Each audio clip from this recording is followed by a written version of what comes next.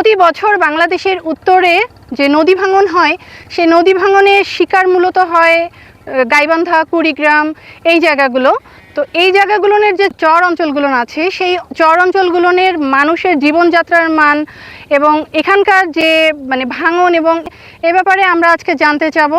আমাদের এখানকার এটা হচ্ছে বালাসীঘাট থেকে গুপ্তমণি যে চরটা আছে সেই চরের জনপ্রতিনিধি রাজ্জাক ভাইয়ের সঙ্গে।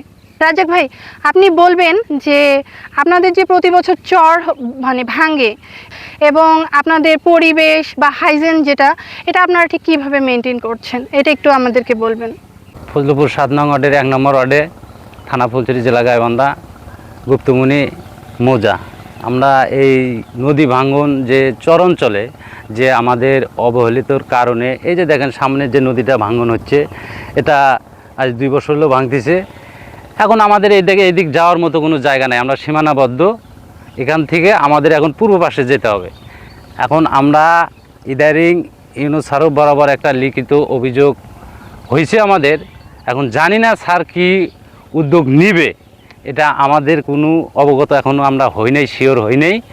চাচি, আপনি এই যে প্রতি বছর যে নদী ভাঙে, তো আপনাদেরকে দেখা যায় যে নদী ভাঙনের সময় বা বন্যার সময় আপনাদেরকে ত্রাণ দেয়া হয়।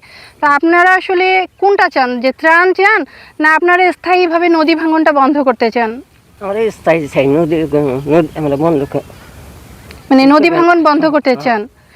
নদী ভাঙলে আপনাদের অস্থায়ী আপনাদের জমি জমা সব আমরা চাই এই 7 নং ফজলুপুর 1 নম্বর ওয়ার্ডের থেকে আমাদের ডিসি স্যার আমাদেরকে এই নদী ভাঙন থেকে রোধ করার জন্যে তার কাছে আবেদন, উনি এই সরজমিনে এসে দেখে আমাদের নদী ভাঙন থেকে রক্ষা করুক। নদী ভাঙন এলাকা, আঙ্গের এলাকা হলো ভাঙন এলাকা। এটা নদী ভাঙনটা বন্ধ করলে আঙ্গের সুবিধা হবে। আচ্ছা, এই মাননীয় প্রধানমন্ত্রী তারেক রহমান তার সাথে আবেদন করছি আমাদের নদী ভাঙনটা যেন রক্ষা করে, এটাই আঙ্গের আশা।